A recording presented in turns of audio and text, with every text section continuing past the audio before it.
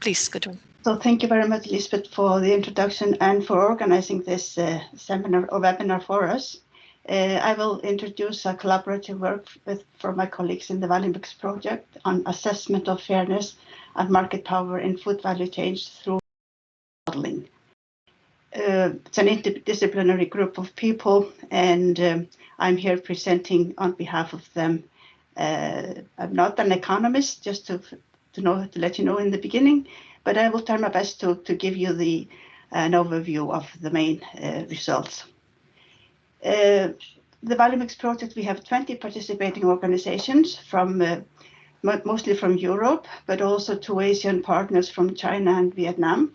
And we are now in the last year. It's a 4-year project, or we will end in May 21.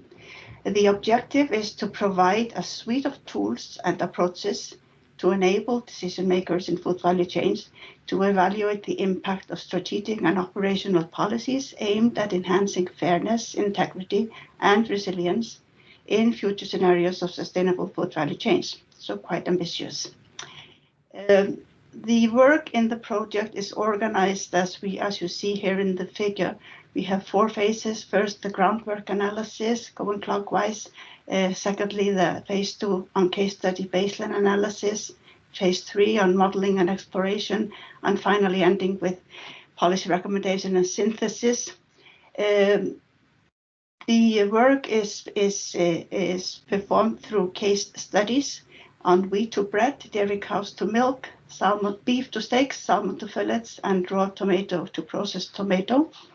And they have been selected based on the expertise of the partners, the availability of data, and the relevance of those food supply chains to address the topics of fairness, sustainability, resilience, and integrity. So it's based on system analysis of food value chains, and I will focus on, in my presentation, on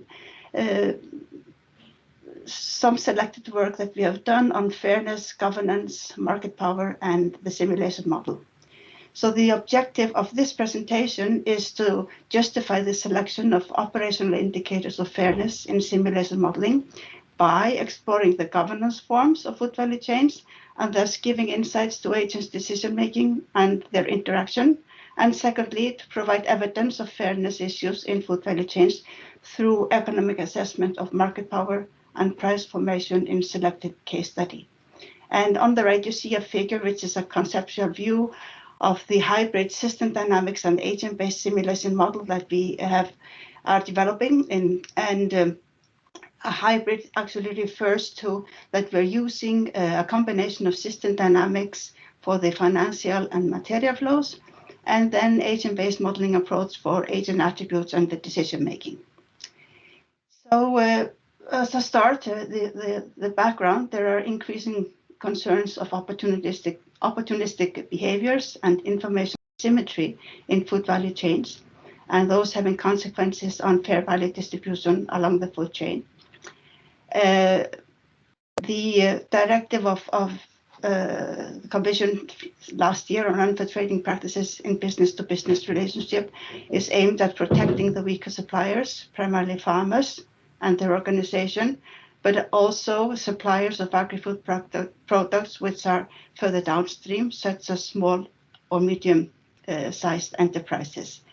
And I'm just referring also to this value mix deliverable, because at the same time as this directive was coming through, we did an extensive work on the development, the background of this UTP directive and the forms it took, and they are explained well in this deliverable, which is publicly available on our website. So this year, just recently, the Commission has assessed the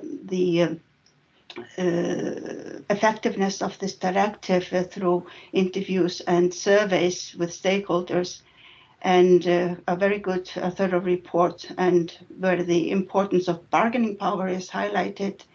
Of course, the responses, they vary depending on where in the chain the actors are embedded. Also of interest is that there was a bit of a lack of willingness to respond. So I could relate to that, because always when we are trying to acquire data from certain sectors or certain parts of the value chain, it is difficult, for example, from the food industry. Now, just having given you this background, I will give you some insights to the governance analysis that we have done. We have used interviews with stakeholders across the value chain, where the focus was on identifying practices and structural elements where fairness could be an issue. In general, stakeholders' views on fairness are very much focused on price settings and the means by which the pricing decisions are made. And the perception of stakeholders towards fairness is subjective and varies, of course, where they are embedded in the chain. Details are in this report, which is not public yet, but we are working on scientific publications from this work. The bottom line is that there is a need for policymakers to find the most appropriate mechanism and interventions to achieve fairer trading and working conditions, greater transparency, and information flow in food value chains, such as enterprise organizations, producer organizations, which the Commission has implemented, cooperatives, voluntary codes of practice, and mandatory legislation. So we also used this value chain governance, a global value chain governance framework from GREFI, which we find useful to explore interfirm relations. And if you look at the picture, it goes from a market modular relational captive to hierarchy, where the degree of explicit coordination and degree of power asymmetry goes from left to right. So if we look at the market model, we have perfect competition, easy to switch suppliers. There are many customers, many suppliers, but the prices are volatile and usually at the spot market. So this is probably relevant for like commodity markets. The modular, where you have a little bit more of explicit coordination, you have codified products. An example, for example, milk to the retailer. Relational model is where you have mutual benefits and relational contract. This is probably the most fair approach. Captive is where you have power asymmetry, and hierarchy where you have a complete integration. Well, the applicability of this governance modes did not fit as one type for each chain, but rather the chains exhibited features from more than one of the governance types at different stages of the value chain. But it is useful to understand the interfirm relations at each stage. So I will give you some insights on how we used that and show you some evidence from the value case studies. The case studies, they have much in common. The production of raw material to final products flows through the supply chain from producer to retail, as is depicted in the figure below. However, they vary with respect to governance, contractual agreements, and pricing practices, and power structure, especially when you have concentration through mergers and acquisition, where companies then get better bargaining position, and also by strategic supply chain coordination. So the dotted red is an example of how this concentration and coordination is occurring in the value chains. And note, we are not only focusing on the small players, we are focusing on the whole sectors. Analysis of the governance in wheat to bread chain in France shows that the farmers are somewhat captive towards their cooperatives who coordinate with the large millers. This is a very simplified figure of the structure. However, just to show you the main governance types. And the traditional bakery is driven by cooperatives and millers in a captive situation. Whereas we have the strong power of the cooperatives and large millers, who are mostly have relational situation with industrial bakers and with retail. So when we compare it to the results of the economic analysis, they did a very complete analysis, also including data from the Black Sea exporters, because the French wheat market is leading the EU market concerning wheat price formation, but they are getting more competition from the Black Sea regions. And the market imbalances, as we have noted here in the governance analysis, were detected in the same way by market power analysis, both for the France and the UK market. So note that the arrows are indicating the governance types. For the dairy to milk chain, we did analysis in France, UK, and Germany. In France, they referred to as a bipolar governance, where you have lead companies, both the large dairy cooperatives and the retail. But in both cases, both the production or the raw milk producers are in a captive relation with the process and dairy cooperatives, whereas the relations between the cooperatives and processors with retail are either modular or relational. And when looking at the results from the price transmission, the milk producer in Germany, France, and UK, they all face negative price-cost ratio in the long run, indicating low bargaining power despite being part of a producer cooperative. So similar as we have seen their captive situation. And there is a certain level of oligopsony and oligopoly power at the level of producers and processors, as indicated by the captive arrow. And the milk producers and the milk producer cooperative shareholders, they face mixed incentives in price negotiation, which this is a bit interesting. That producers, they want to get the highest possible price. However, cooperative shareholders, they want to purchase raw milk for the lowest price. So their price dynamics from producer level are almost completely transmitted to the wholesale level of the dairy chain in all three countries. So there is a clear indication of a captive situation of the producers, but price is delivered through. For the tomato chain, this is an interesting chain they have implemented the interbranch organization framework, and within that framework, the governance between the producer and the processor is more like a relational supplier. The retail is still the lead firm, and there are aspects of both captive modular relations, and even market model is identifiable in relationships with the food manufacturing and service sectors. Now, the price formation and market power results, they showed clearly that the interbranch organization has greatly contributed towards higher competitiveness, sustainability, integrity, and resilience, as they interpret it. But the processors, they face significant pressure on their selling price when it comes to dealing with the retailers. And the reason is that the retailers are not part of this interbranch organization. Well, on that, the salmon to fillet chain is truly a global value chain. It's an important importer of salmon to the European market. The Norwegian producer company are large, vertically integrated, and they have a strong bargaining position and relational governance mode with the supermarkets, who are the lead firms.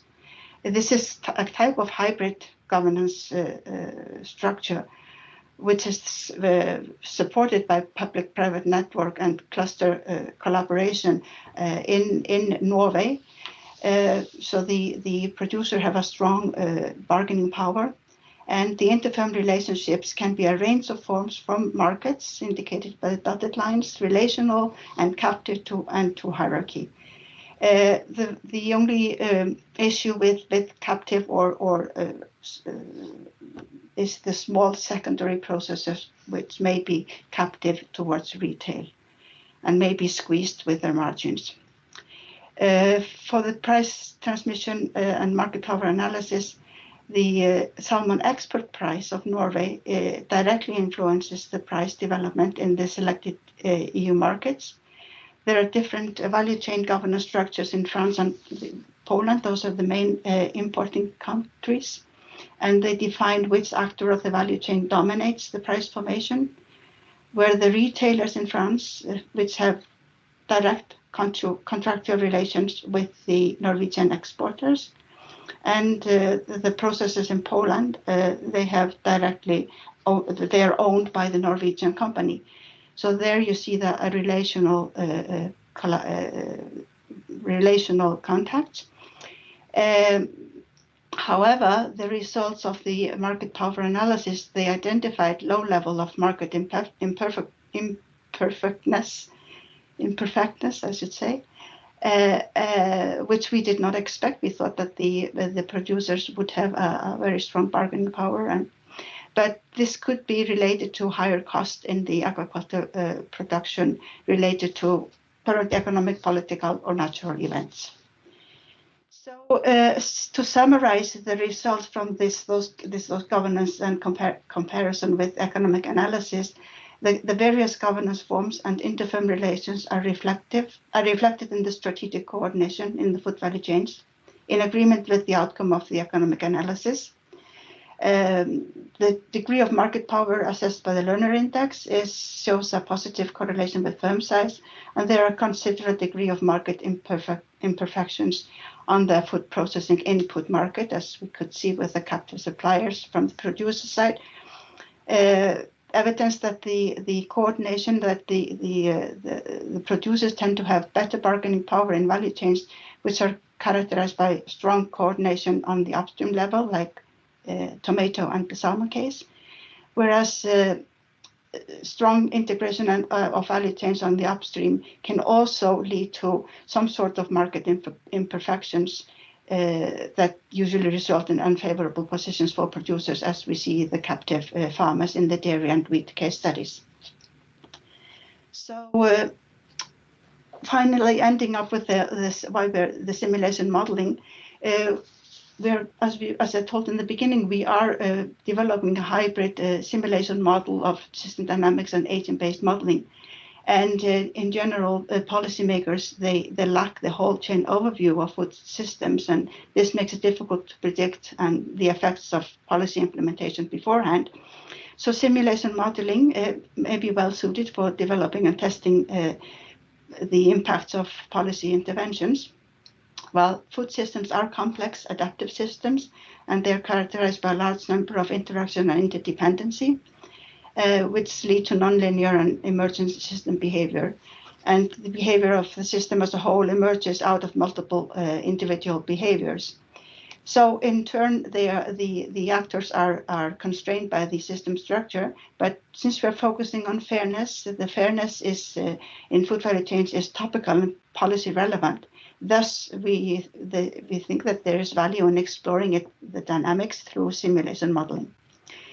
So it is not straightforward to define fairness in simulation model operational terms. So to understand the factors which are related to interorganizational fairness, referring to interfirm relations, and how they contribute to procedure and distributive fairness, we draw a fairness theory and the related literature on governance and market power. This is a conceptual diagram from a PhD student at the University of Iceland, Ingwin, which kind of wraps up or combines the impacts, the factors that are resulting from conceptualization that relate to the interorganizational relationship, and then they are viewed in context of the decision making, and the challenges that the decision maker is facing is environmental uncertainty on top there, and power, which is then counteracted by strategic coordination such as control, collaboration, information sharing, and relationship quality, trust, collaboration. And this is reflected in all kinds of strategic coordination, such as horizontal or vertical coordination, the cooperatives, producer organization, supply chain integration.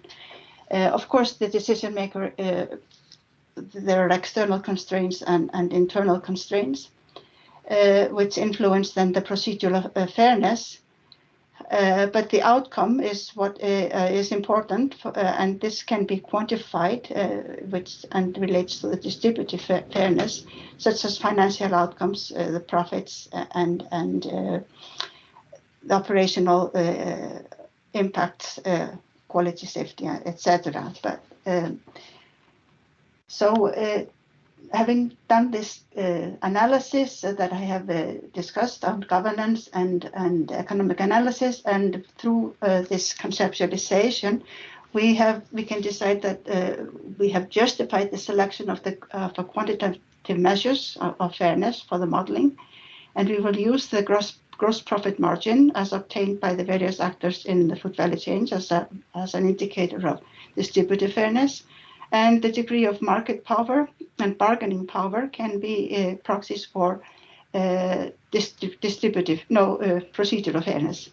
And the aim will not be to determine in absolute measure fairness, but rather a certain transition towards fairer outcomes, which is in line with the European Parliament's fiction, where they say they provide a strict value measure of, rather than providing a strict value measure of unfair trading practices, they emphasize the presence of gross deviation away from good commercial conduct. So these indicators can most hopefully measure that. But looking ahead, and this is my final slide, we are working with stakeholders on the scenario development, which is the last phase of the project. We have selected three contrasting scenarios, and are working on this now and taking the Eat Lancet Commission's scenario on healthy diets from sustainable food systems as to use us for the 2050 situation, because this is where we have this is well analyzed, and rather what we will do is to look at how the food value chains will be transformed and analyze how we will get there, but what are the transition pathways. And this is the ongoing work at the case study level. So we're looking at the transitions from 2020 to 2030, and then using the Eat Lancet scenario as a backcasting approach from 2050 down to 2030.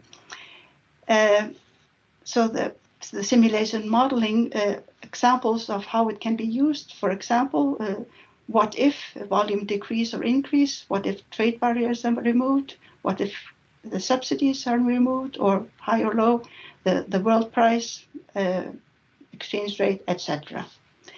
So this kind of sums up my presentation.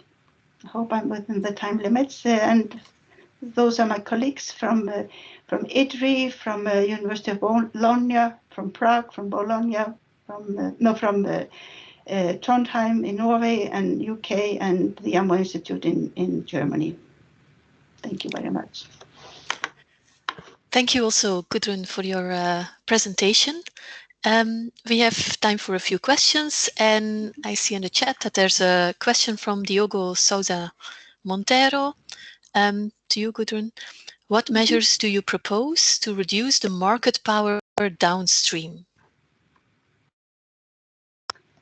Well, this is a good question. The arguments have been the retailers, the bargaining power of the retailers. I don't have a clear vision of that. It's very much debated how to do that.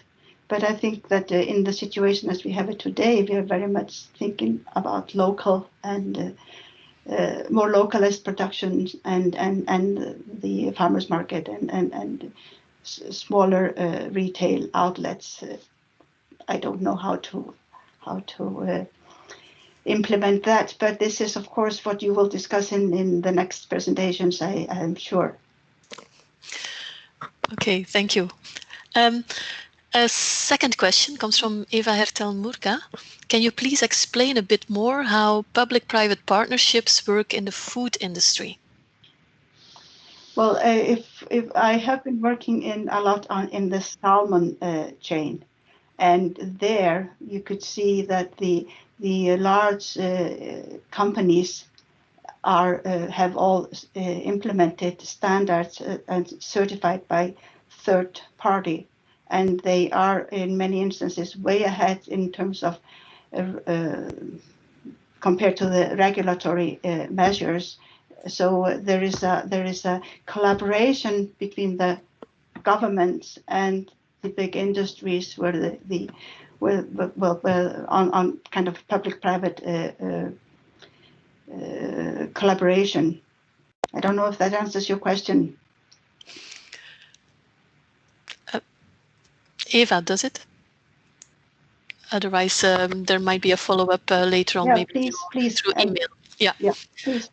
I have two more questions that I will relate to you from Sigurdur Gretar Bogason. Well, a colleague of yours. Nice. There is a suggestion, and it's mentioned often, that there should be more transparency in transactions. But to what extent or to what level is that really practical as a suggestion? More transparency. Yes, to have more transparency on transactions. I think it's just fair towards the consumers and to all of us to have a transparency on all transactions, both on volumes, prices, content, quality, so that it's fair to the final consumer. Okay, thank you. And Sigurdur also commented that it was a comment and not really a question, but I think it is something relevant to consider. Then I have a question from AVIPE, an association. It's a sentence that was used. I think policymakers don't really know how these relationships, so farmers, cooperatives, how these work. And regarding the sentence, which he agrees to, what do you think about success of the farm to fork strategy? This is a big question. This is actually, and I think this could be the last question for you. So please consider. Well. I think the farm to fork strategy has a lot of relevant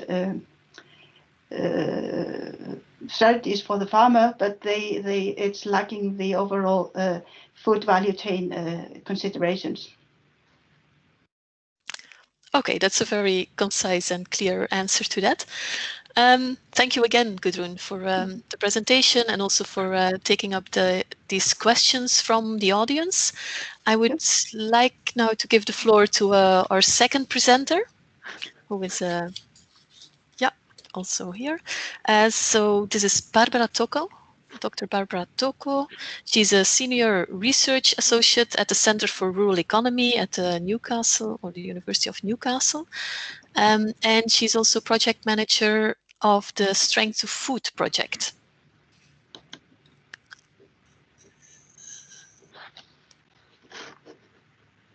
Thank you, Lisbeth. Just to check that you can hear me and you can see my screen fine. I can hear you and I can see your screen fine. And I'm speaking for the rest of the audience as well, I hope. Great. So good afternoon, everybody, and thank you all for joining us today. So just to say something quickly about Strength to Food. Strength to Food is an EU-funded Horizon 2020 research and innovation project on fostering the sustainability of agri-food chains by quality and procurement policy. And today I would like to share with you some of the empirical evidence and recommendations on our work on short food supply chains across Europe. And here I'm speaking on behalf of our large Strength to Food team and the listed co-authors here who coordinated different strands of activities. Oh, the screen just froze. Okay. And as you can see here, there was a large team of people involved in this research from 6 different countries across Europe and who worked together intensively over the past 4 years. So given the time frame, I will only be able to share some of the key findings from this work, but you can find the full detailed reports on our Strength to Food website and some selected publications at the end of this presentation. So in terms of background to this research, interest towards show food supply chains has gained considerable prominence in the EU policy debate. As we know, show food supply chains are often seen as an emerging competitive strategy compared to more conventional longer food systems, especially for small-scale producers, to improve their market access, competitiveness of farms, and more broadly because of the potential impacts that it can have on the territory. And in this light, show food supply chains are eligible for support under the current Rural Development Programme, and with the new CAP reform calling to rebalance the power within the food chain and ensure a more fair income to farmers. And this ambition is also mirrored in the various research and innovation actions conducted as part of the European Innovation Partnership and Horizon 2020 framework. I've listed here just a couple of projects that deal specifically with show food supply chains and with the idea to stimulate cooperation, innovation, and better reconnect food products with their locality of origin. And also, shortening food chains is a key ambition within the international development agenda. So a recent report from UNIDO with some co-authors who are joining us today emphasized their contributions in driving so beyond the SDG 12 on responsible consumption and production, in addressing more generally social issues, in tackling poverty and hunger reduction, enhancing gender equality, contributing to inclusive growth and territorial development, and also combating climate change. So it's very clear here that there are various potential welfare benefits associated with show food supply chains, thinking about their impact on the territory at both individual, community, and regional level, and from all these sustainability dimensions.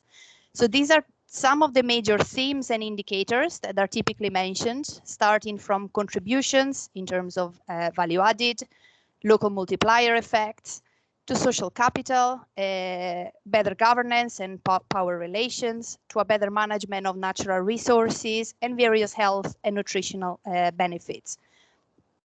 And it's important to say that these are the ideal sustainability targets stemming from the triple bottom line framework of people, planet, and profit. So whereas these benefits are important, the realization is not guaranteed. And I think the empirical evidence here is quite clear. It's quite fragmented. It captures different scales and contexts with a lack of a systematic and comparative analysis. Also, there's quite limited EU-wide impact assessment and quantitative surveys on the impact of show food chains. And this is what provided the rationale for Strength to Food, which wanted to provide a more holistic and comparative impact assessment across Europe.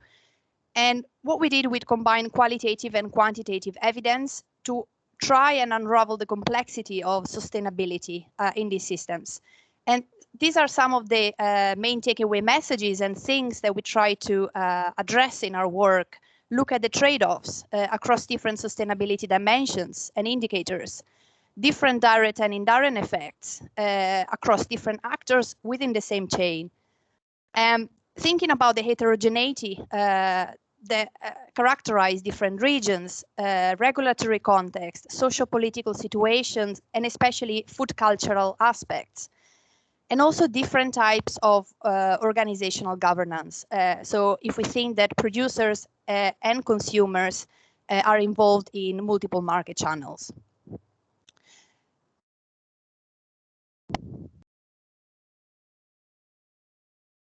So the starting point here was to define what we mean by show food supply, given no single or internationally agreed definition of this concept. So the European Rural Development Regulation defines show food supply chains around a limited number of intermediaries with a close geographical and social connection, which are committed to cooperation and local development. This definition is quite broad, and I think conceptually you'll agree that it can give rise to various types of food systems. And I mean, the terms local, regional, short, alternative have all been used interchangeably in both policy discourse and literature. So the definition that we use in denotes a system where production, distribution, and consumption are all linked to a specific territory and its characteristics. And more specifically, in our quantitative assessment, this is the classification that we used. So we try to differentiate short and long food chains, looking at the number and also the function of intermediaries that are involved and the product's destination. So we combine qualitative and quantitative research methods, primary data collection across the 6 European countries.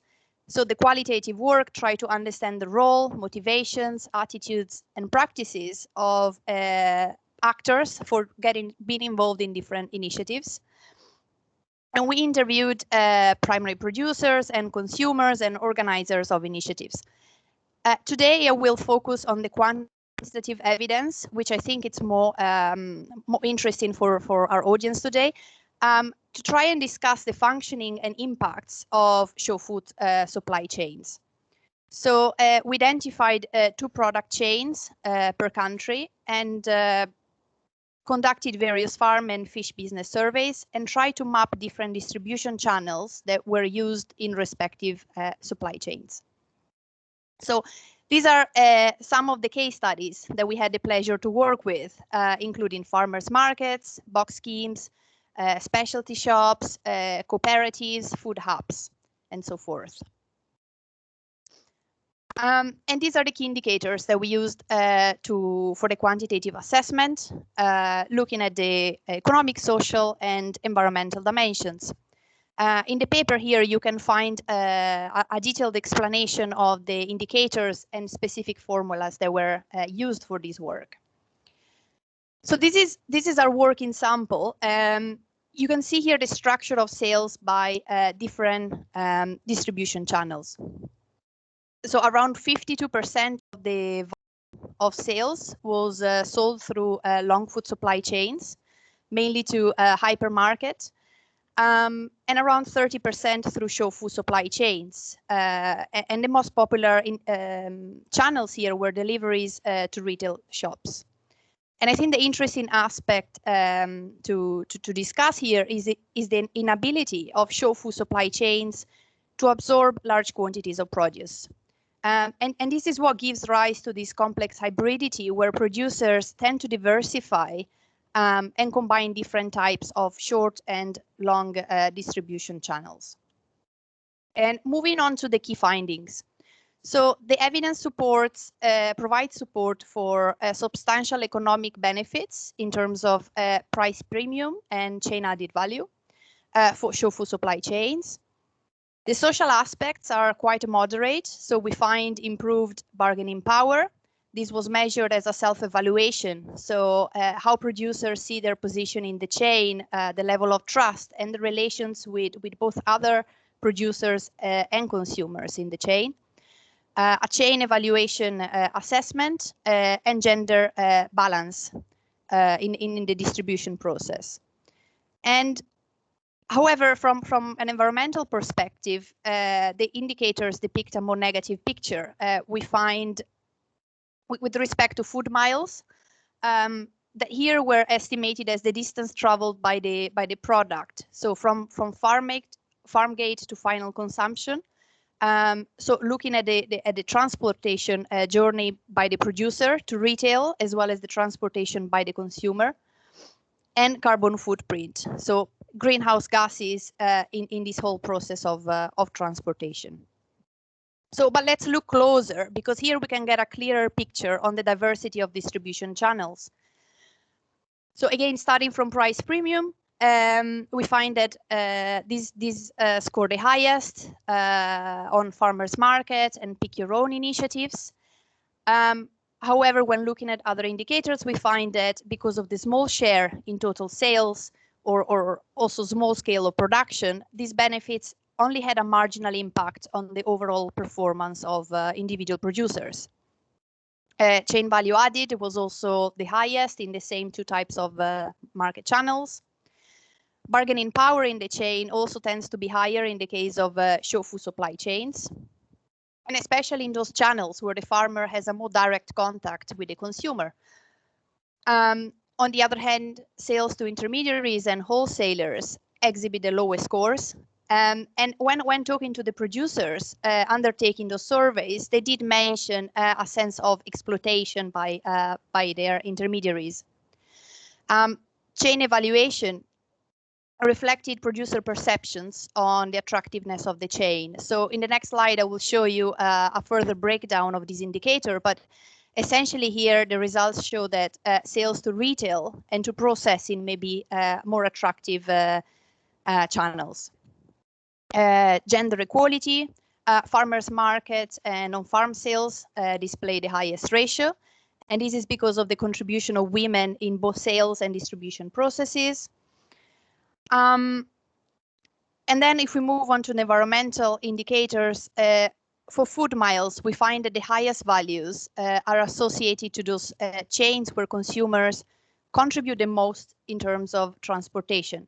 So if we think about pick your own, on-farm sales and farmers markets, there are very small quantities that are transported and quite a high traveling distance. Instead, sales via longer chains, via wholesalers or intermediaries appear more eco-efficient. This is because larger quantities are transported in heavy good vehicles, which result in relatively small distances per unit of transported goods. And obviously, carbon footprint is a key indicator for our analysis. And the idea here is that consumers tend to buy very small quantities of products via show food supply chains, most frequently using cars, which are associated with high emissions per unit of product. So going a bit deeper, this is a further breakdown of the chain evaluation indicator. And what I wanted to point out is that despite the attractiveness of show food supply chains for individual producers, long chains typically guarantee the possibility of selling larger quantities and also making longer term contracts. And lastly, this is a graph from another strength to food study based on the same primary data, where a life cycle assessment was conducted to assess the eco-efficiency of these distribution chains, confirming that on average, long chains may generate less environmental impacts than short chains per kilo of a given product. And here they look at fossil fuel energy consumption, pollution, and greenhouse emissions. So to wrap up, what are the takeaway messages here? So show food supply chains are a mixed bag with no size fits all. So some initiatives we know are quite innovative and nascent, others are more traditional and established. There is a large heterogeneity across countries, types of initiatives, and organizational type of distributions. And there is certainly a large potential in terms of the benefits that they can deliver, but the realization is not guaranteed. So from an economic perspective, and especially for SMEs, there are issues in relation to economies of scale and efficiency, operational efficiency. From an environmental point of view, show food supply chains may be less eco-efficient than their long chains. But aside transportation-related issues, I think further work could be conducted to study other potential environmental trade-offs. And although the presentation today focused because of time and target audience on the quantitative assessment, I also wanted to mention quickly some of the qualitative learnings that relate to the demand side, because the work highlighted, the evidence highlighted the importance of consumer trust and perceptions for driving the success of different initiatives, and to a large extent can explain differences across regions and contexts. So the major limitations are associated with convenience and price, and to the fact that we have a small and niche customer base. It's often been discussed the creation of a labeling scheme as a tool to improve consumer recognition and awareness. So this is something that could be further investigated empirically. And lastly, although our focus was on the economic, social, and environmental impact, the qualitative fieldwork brought up the importance of the quality dimension of food as a key driver and success to these initiatives. So if we're thinking about the potential to add value and to convey better farming practices. So if we're thinking about food quality schemes, organic food, geographical indications, but also there are important aspects in relation to food security and nutrition that should be taken into account, which may be addressed in further research. And wrapping up, in terms of policy implications, so it's clear that the competitiveness of shore food supply chains depend on their ability to become more cost-effective, more resilient, and more flexible, and especially in light of the unexpected COVID-19 crisis. And so to embrace more innovative business models that could optimize the logistic delivery of products, last mile fulfillment, and reap some of the benefits from digital and low carbon innovation. And lastly, in the context of public procurement, this could provide an intermediate market opportunity for many small to medium producers and help deliver some of these benefits in terms of better access to quality food, generation of added value, and social capital in the local economy, as well as environmental impacts if well coordinated. So thank you very much for your time. Please do check our project website and some of these publications here. Thank you so much. Thank you, Barbara, for your presentation. Okay, let's turn to the discussion. There's a question from Giovanni Belletti.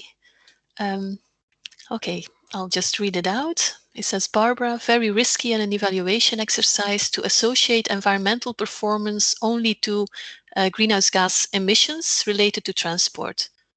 What about the potential contribution to keeping alive rural spaces around the cities, or potential more sustainable production practices, less intensive, energy consuming, or the potential contribution to diversity of varieties and breeds?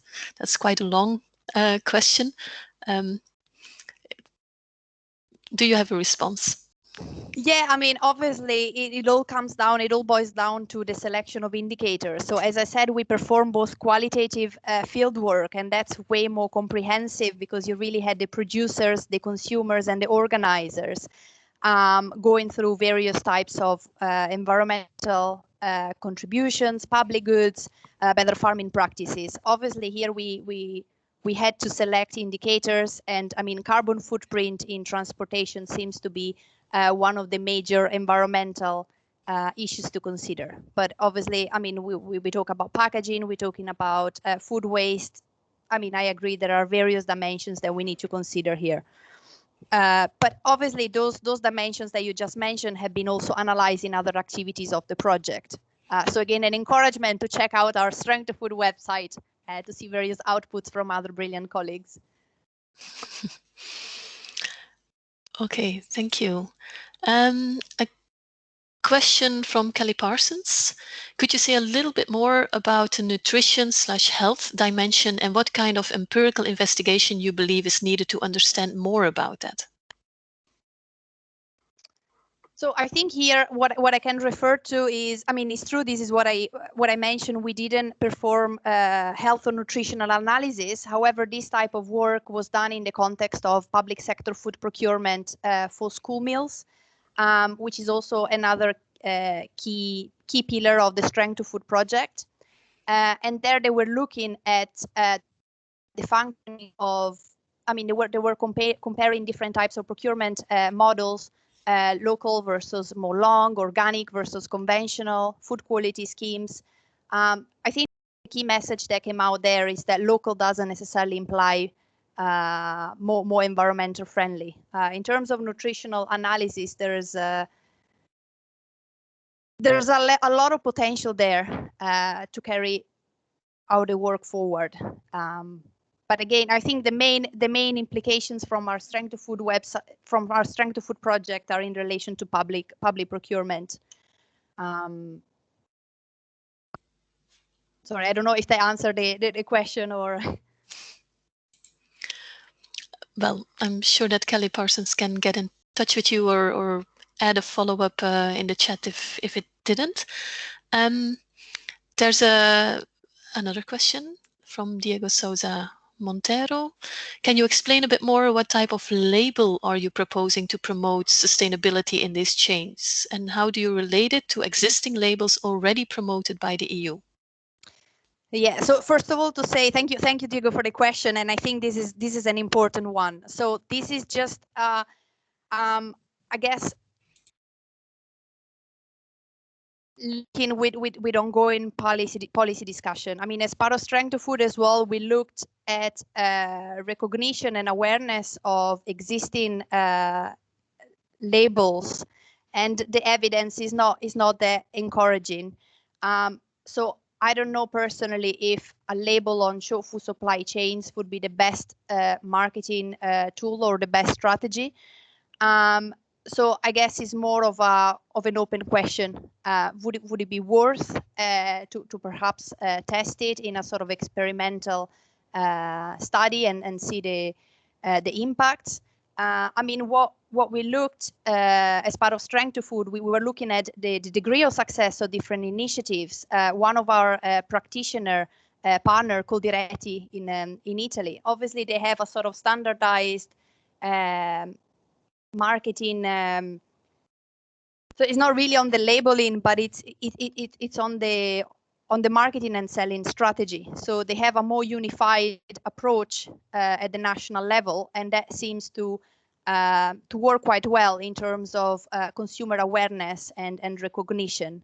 And in relation to that, obviously they have a lot of activities, laboratories, agritourism visits.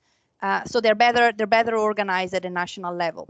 So I guess labeling is one option, and the idea is obviously what would be what are the impacts by having a more consolidated approach to improve consumer awareness on the benefits of food supply chains and local food systems. Okay, thanks, Barbara. I have two more questions, and then we'll move on to the next speaker. Oh, okay, Kelly. So first by Antonella Samoja, did you identify differences in relation to the various types of farm productions and sold products? As part of the quantitative analysis? Yes, as part of what you presented here in your presentation. So I think the best would be to, well, obviously direct you to the publication and the full report, because there's a very detailed analysis by country, by product chains, and by specific indicators. The results that we talk about today are quite robust across countries and across product chains. So these are the main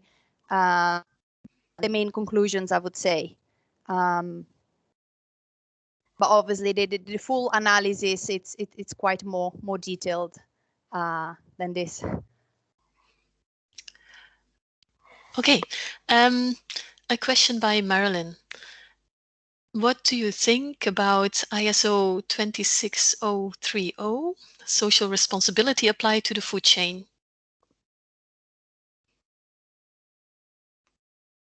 If you have a thought about that.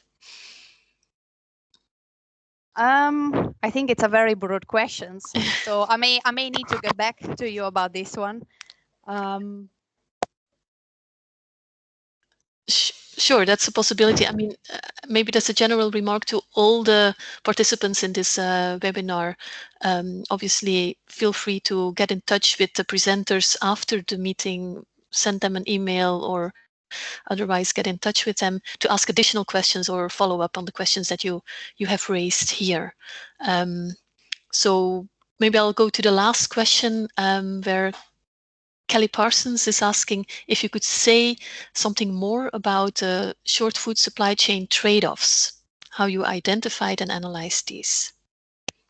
I think these emerge more clearly as part of the both qualitative and quantitative work. So qualitative, we were trying to really understand the dynamics across different actors within the same supply chains. Those were benefited from involvement in short food supply chains, those that felt excluded, and the same consideration for consumers, because consumers may value the superior quality and the niche of these products, and others criticize their the fact that they were excluded and they didn't get quite good access to these initiatives. So I guess it's, and also from an environmental point of view, I think the qualitative fieldwork sort of emphasized all the positive aspects, all the positive benefits of all the positive environmental benefits in terms of less packaging, in terms of less food waste, lower food miles, which obviously were not quite confirmed from the quantitative assessment. But obviously, I mean, the main idea here is that sustainability is such a broad issue with so many different thematic dimensions and sub-indicators that at the end what you get is like a composite sum, a composite indicator. So you really need to go deeper and understand, obviously, who's benefiting, who's excluded, and what are the various components. Okay.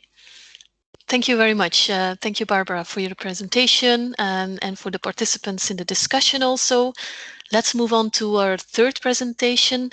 That will be provided by Professor Erik Matthijs. He is professor at the Unit of Bioeconomics at the Catholic University of Leuven in Belgium. And he was also coordinating the Sufisa project. So Erik, the floor is yours. And again, to the audience, please write your comments or your questions in the chat and we'll pick them up at the end of the presentation. Thank you, Lisbeth. Can you confirm screen and voice? Yes, I confirm. Thanks. Thank you, Lisbeth, for giving me the opportunity to present the results of or some of the results of the Sufisa project. I'll not present the entire project. You're all invited to look at, on the website again for the detailed reports of a project that has already finished in 2019. It ran from 2015 to 19. And what I'll present here today is some of the work that we've done at Leuven University, but also together with the people at CCRI at the University of Gloucestershire. So the background is basically the same as the Value Mix project. I think the Value Mix project was more or less a successor to the Sufisa project, in that the starting point of the call of the European Commission was the fact that farmers' weak position in food supply chains undermines their economic sustainability. And if you look at the policy responses that have been already mentioned today, what the Commission is doing is basically these 5 points. One is regulate unfair trading practices. Secondly is to stimulate producer organizations and especially cooperatives so basically horizontal coordination as a way to produce countervailing power. A third thing is to enhance market transparency. A fourth thing, which is basically what was presented in the second presentation, is to promote product differentiation, labeled products and so on, organic, geographical products, and also short supply chains as a way of product differentiation. And the fifth thing is to build capacity through training in the rural development programs. But what we think is an important blind spot in all this is the role of vertical coordination. Basically, and it was actually also mentioned in the previous projects, vertical relations are seen more as a problem than as a solution. And so the question is is market power always a negative point? Is market power always an issue? And I think the biggest question underlying the project is, can't we combine or create win-win situations between horizontal and vertical coordination? So that was kind of the overall approach of the SOFISA project that aim to identify practices and policies that support the sustainability of farmers and fishers, because we also focused on a couple of fish and aquaculture case studies in the context of multidimensional policy requirements, market imperfections, and globalizations. And we had a threefold strategy. One is that we mapped all the conditions that farmers and fishers are facing. Then secondly, we zoomed in to producer strategies. And then thirdly, and that's also the main focus of my presentation, is the role of different institutional arrangements related to vertical and horizontal coordination. And we did this by exploring 22 case studies in 11 countries in 7, oops. Are you still seeing my screen? No, your screen disappeared. That somebody kicked me out? I hope not. I can still hear you. You're still sharing your screen? No. Oh, you stopped sharing your screen. That's. Well, I didn't do anything actually. Okay. I'll try it again. Oh yeah. Well, at least we see you.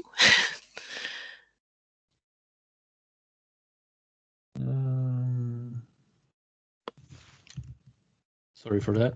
Can you see my screen now? Not yet. No. No. That's strange. And now? Yes, now we see it. Okay. Eric, now that if I can interrupt you, there is a small black box at the bottom of your presentation. Yeah, I know. Can you I'll minimize it? Yes. Yeah, it's gone. excellent. All right. Thanks.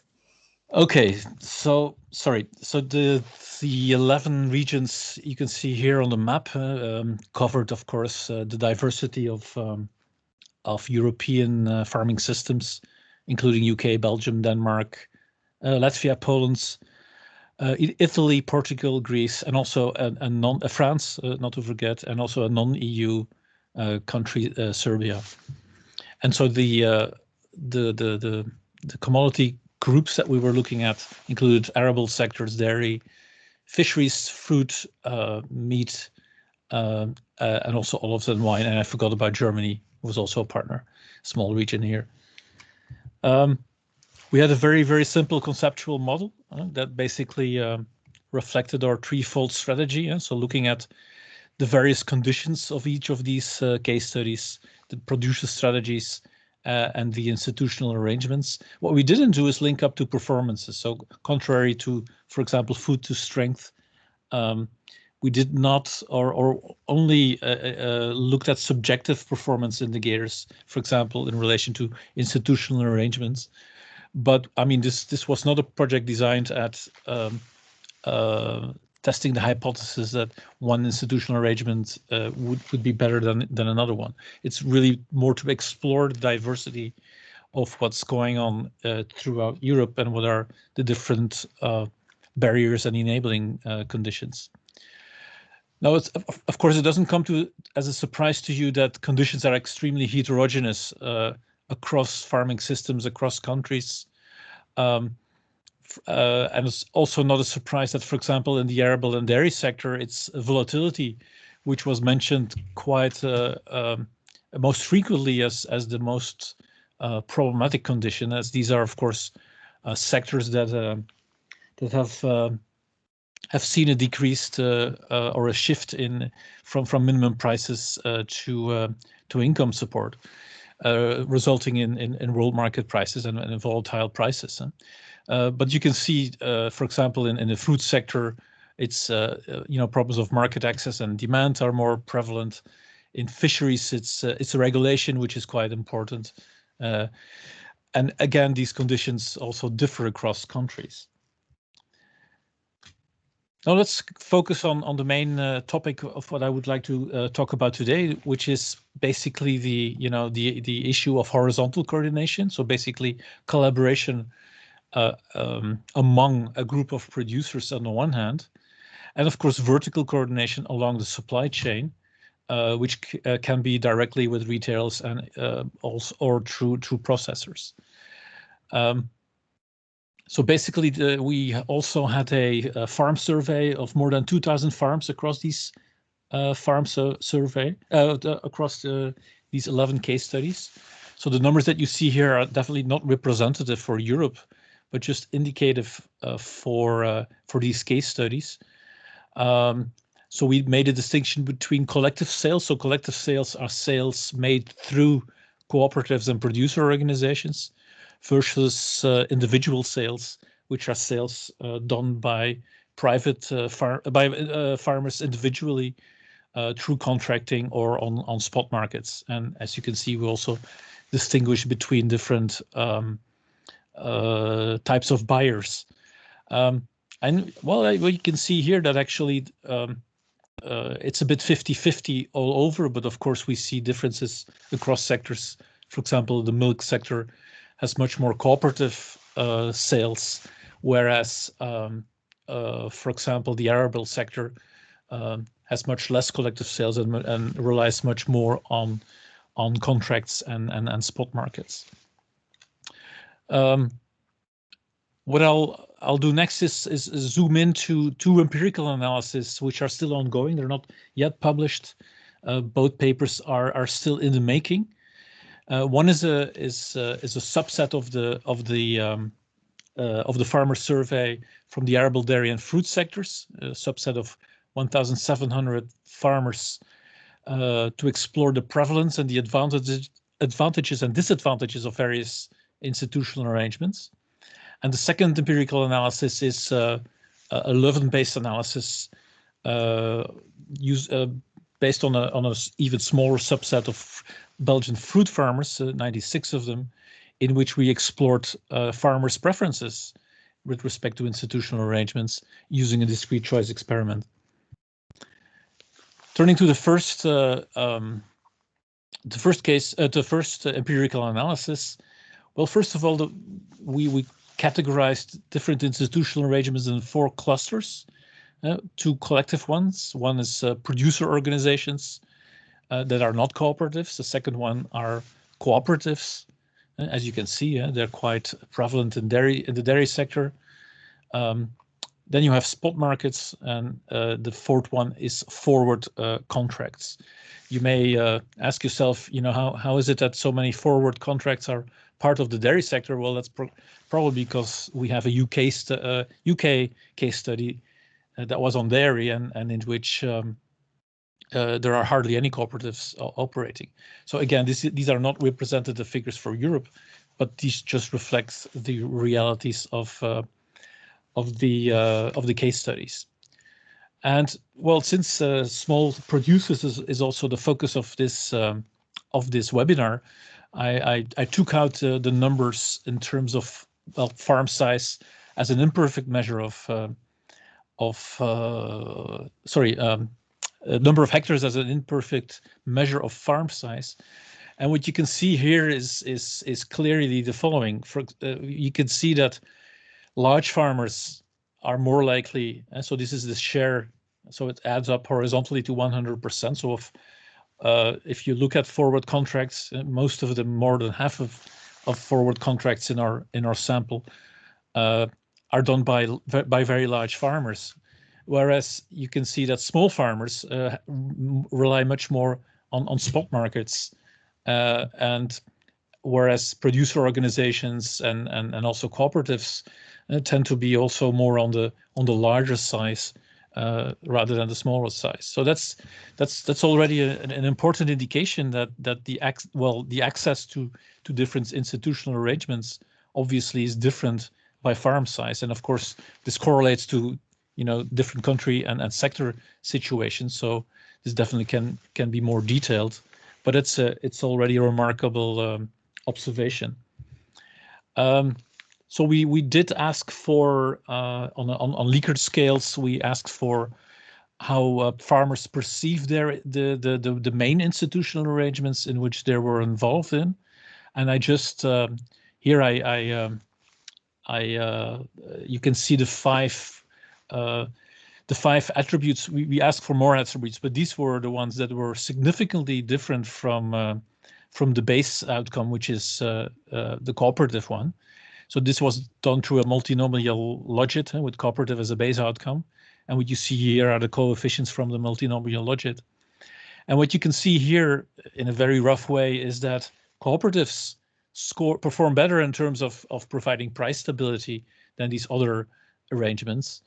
And they also perform better in terms of payment delays, but they do not perform as well in terms of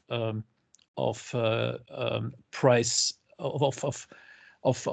giving room to maneuver for negotiation. So basically, that's the other side of the coin of price stability, is that you cannot really negotiate with your cooperative on the price.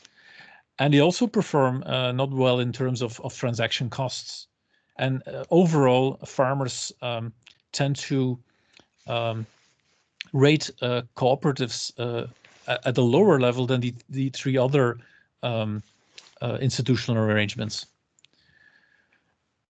Okay, zooming into the second case study, the Flemish fruit cooperatives. So here we wanted to look into cooperatives basically face the trade-off between pooling farmers together to enjoy economies of scale and build up countervailing power on the one hand. But on the other hand, they have to deal with member heterogeneity. And so cooperatives work very well if all your farmers are having produce the same thing, have the same farm size, and have the same preferences. But of course, in reality, that's hardly the case. And in literature, we do find literature on the effect of this heterogeneity on the pricing and governance attributes of cooperatives, but we don't really see a lot of literature that explores the origin of these differences and preferences. And that's what we did in a discrete choice experiment that we coupled on a lottery-based risk assessment done among 96 members of a couple of fruit cooperatives, and using as attributes price volatility, revenue pooling, fixing the price pre-harvest, and having the cooperative mediate in farmer-buyer bilateral contracts.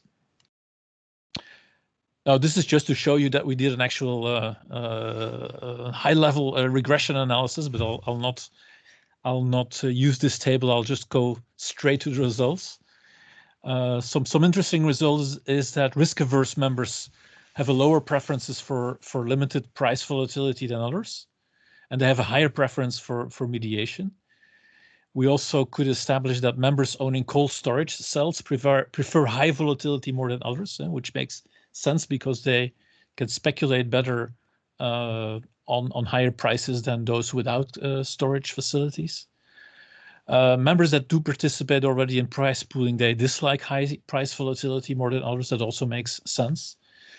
Members that have experience in the board of directors of the cooperative have strongly negative preferences for highly volatile prices and positive preferences for mediation.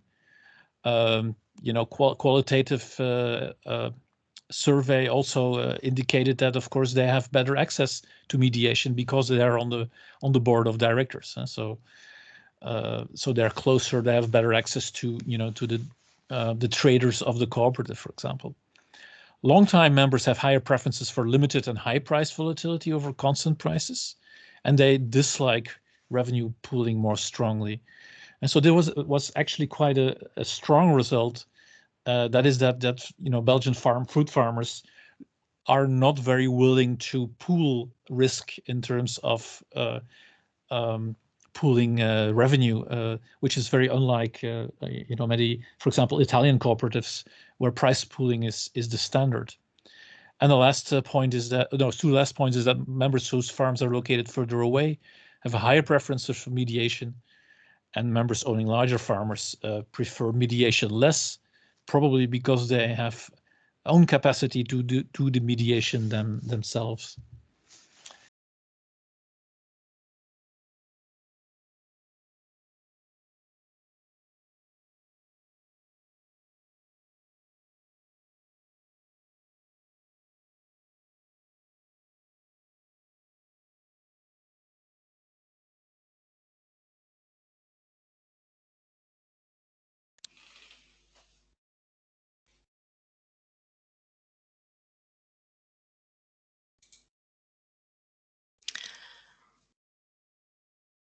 Eric, are you still there? I see your presentation, but I don't hear you anymore.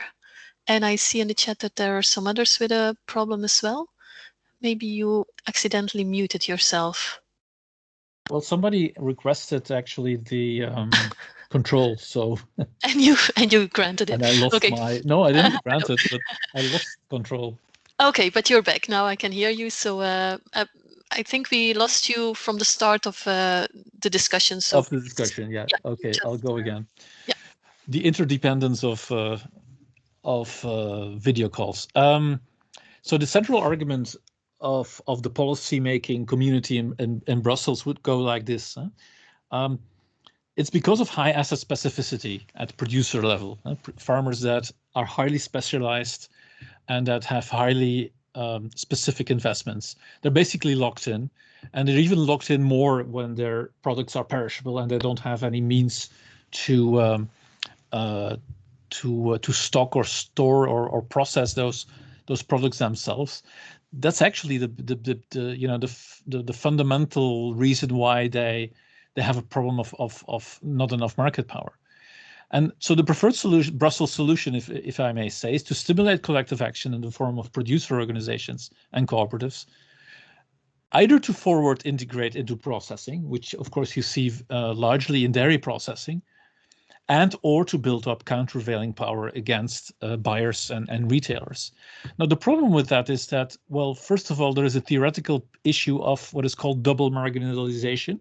So you're fighting market power with market power, which means that ultimately who is double losing is the consumer. And the consumer is already losing because they also face market power from retailers. But now, if of course the suppliers of these retailers build up market power, prices go up even more. Secondly, we've seen that this collective action may provide more stability and less payment delays, but creates higher costs for farmers and also creates less room for negotiation and leads to quite some dissatisfaction among members due to producer heterogeneity, and in some countries has led to the disbanding of some of these larger producer organizations. And especially what the Brussels-based argument is not doing is what about alternative mechanisms? What about other institutional arrangements that work through vertical coordination? And of course, the reason why that is happening is that there is a strong tension between vertical and horizontal coordination. But we do see increased contractualization. We do see an increased amount of contracts being concluded between larger farmers and buyers, which means that actually the cooperative benchmark is very much still needed.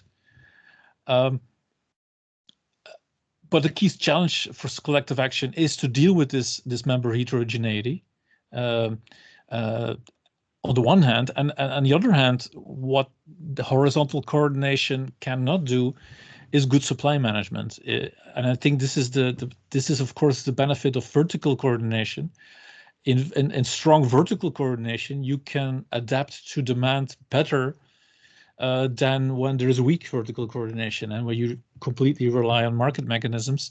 And this, of course, becomes more and more important when you're dealing with differentiated products. So supply management, both in terms of quantity and of quality, is a really big problem and a really big issue for these cooperatives. So to conclude, ideally, vertical coordination, horizontal coordination, and public intervention should create win-win-win situations, especially if you add, for example, sustainability requirements on top of that. They should ideally, theoretically, mutually reinforce each other. But in practice, we do not see a lot of cases where this actually happens. And that's because there's a huge lack of trust. There's also a lack of solidarity horizontally, but there's also a lack of capacity that relates to different supply chain actors in terms of these issues of marketing, organization, and so on. And the last point is, of course, that also inclusion is a big problem, as we saw that small farmers are risking to be left out of these very interesting institutional arrangements. Thank you. Thank you also, Eric. And yeah, apologies for the technical glitches, but as you said, this happens in these online meetings from time to time. We have time for a few questions. I have a question from Diogo Souza Montero. This is a question that came up earlier on in your presentation, so to some extent it may be answered already. But did you look at different governance structures of vertical coordination or integration in these different industries? And then if you did, which models of vertical governance most likely lead to the win-win cases that you refer to? Yeah, very good questions. And yeah, of course, this is always the problem with navigating between quantitative and qualitative approaches. So initially, we wanted to ask lots of questions in which we were able to differentiate between these different governance structures. So we do have a little bit of detail in terms of the pricing agreements that we have on, the cost elements of that. But so yes, the information is there, but we haven't really been able to grasp, the full aspects of governance. And that's what I mean. There is this tension between quantitative approaches in which you like this kind of detail, and more qualitative approaches in which you can really go in depth. So unfortunately, no. Okay, a question for clarification from Haijin. In the first part of your presentation, producer organizations and cooperatives are being differentiated. Are there any differences between them in terms of their function? Yeah, well, what we mean by cooperatives here is cooperatives in which members are obliged to sell all their products through the cooperative, whereas producer organizations are more loose. For example, there's quite a bit of producer organizations that pool produce from farmers in the UK dairy situations, but they're not cooperatives in the strict sense. Okay, thank you for that clarification. A question from Ichiar Paves. Did you consider the fact that spot and forward contracts may also be present in cooperatives or producer organizations so that they are simultaneous and not alternative forms of institutional arrangements? Yeah, that's a good point. I mean, this mediation example is in fact an example of that. It's actually, I mean, what I haven't told is that the traditional way of selling fruit through the cooperative is through auctioning, which is basically spot market.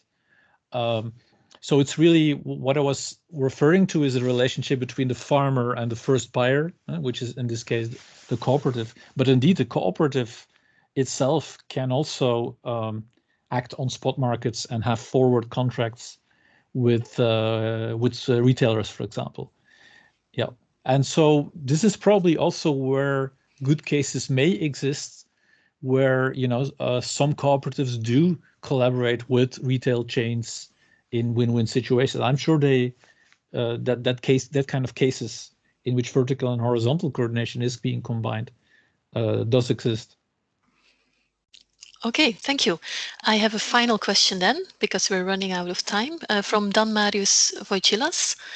Did you see big differences between countries when you talk about lack of trust or between sectors? Yes, absolutely. We do see some countries in which this vertical contracting is much more part of culture, in which there is much more trust in supply chains. These are typically Western European countries, Nordic countries, I would even say, Netherlands, Denmark, and so on. Whereas in south of Europe and especially also Eastern Europe, there's much more distrust, and in Eastern Europe specifically, distrust in the cooperative model. So that's my answer geographically. In terms of sector differences, I can't answer that question. Okay, thank you very much, Erik, for your presentation, and also for for answering succinctly to the questions that were asked in this discussion. We come to the end of our webinar. Thank you again to all three presenters, Gudrun, Barbara, and Erik. And of course, also to the audience, to all the participants. I saw quite a few names of people that I haven't seen in a long time. And let's hope that we all stay safe and healthy, and that soon we will be able to meet each other again live. And so thank you all. Hope you enjoyed the webinar, and we'll be seeing each other soon, hopefully. Bye-bye, everyone, and thank you.